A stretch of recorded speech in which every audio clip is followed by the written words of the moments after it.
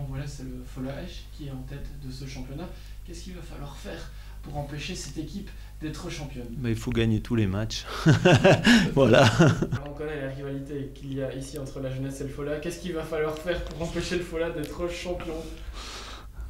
Pour les empêcher d'être champions, il faudra déjà pouvoir les battre à domicile et résorber un retard de 5 points. Maintenant, le championnat est long. On l'a vu ici lors de la fin du premier tour avec ces 2 victoires sur le terrain du Fola.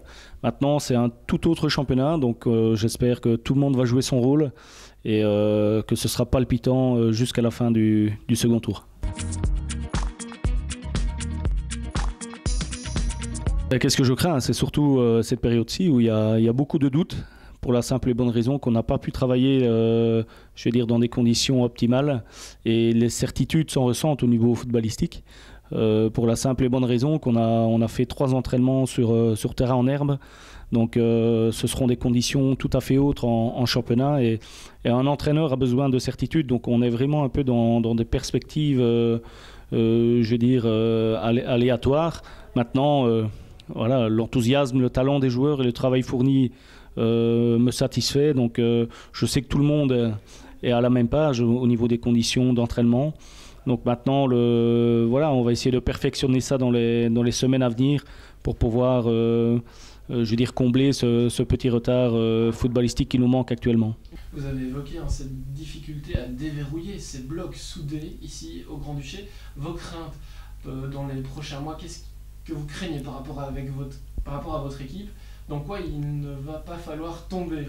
Mais il faut être hyper concentré. Je pense qu'à un moment, il ne faut pas croire que parce que c'est du Dudelange qui se déplace, que naturellement on va gagner. Ça, c'est faux. Donc c'est sur cette idée-là qu'on travaille, qu'un match, ça reste un match, et qu'il n'y a pas de petite équipe. Il n'y a pas de petits matchs, il n'y a pas de petites équipes. Chaque match, c'est 3 points et basta, quoi.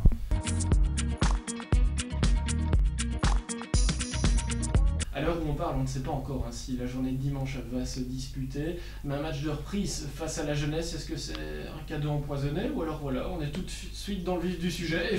Ouais, c'est un match, que ça soit à la jeunesse, que ça soit Pétange, voilà, c'est un match, il y a 3 points à prendre, et ce que je disais, peu importe l'équipe que l'on rencontre, nous l'objectif c'est de prendre les 3 points, et c'est en prenant le maximum de fois 3 points qu'on sera susceptible d'arriver au niveau ou de passer devant Fola ou Esch. Une reprise face à Dudelange, c'est un cadeau empoisonné, ou voilà, il faut y aller, c'est comme ça? Je vais dire c'est un cadeau empoisonné.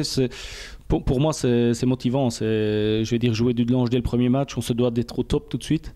Il n'y a pas besoin de conditionner les joueurs. On sait que Dudelange je veux dire, a l'objectif lui d'être champion. Maintenant je pense que la pression est plus dans leur camp que dans la nôtre. Maintenant nous on sait qu'on a un public je veux dire en or, il y a de l'assistance, il y a du bruit, il y a de l'émotion ici qui se dégage dans ce stade, et on espère que ça pourra jouer un rôle ce dimanche. Vous êtes satisfait en fin de saison? Dans quelles conditions? Qu'est-ce que vous souhaitez aller vers quoi avec la jeunesse? Tout simplement déjà d'atteindre nos objectifs, c'est-à-dire d'être européen, de jouer l'Europa League, donc être dans ce top 3 en fin de championnat. On est toujours en lice pour la coupe, donc ça fait partie de la compétition. On a 2 objectifs principaux. L'année passée, le club a été en finale. Nous espérons récidiver cette performance, et le club s'est qualifié pour l'Europa League.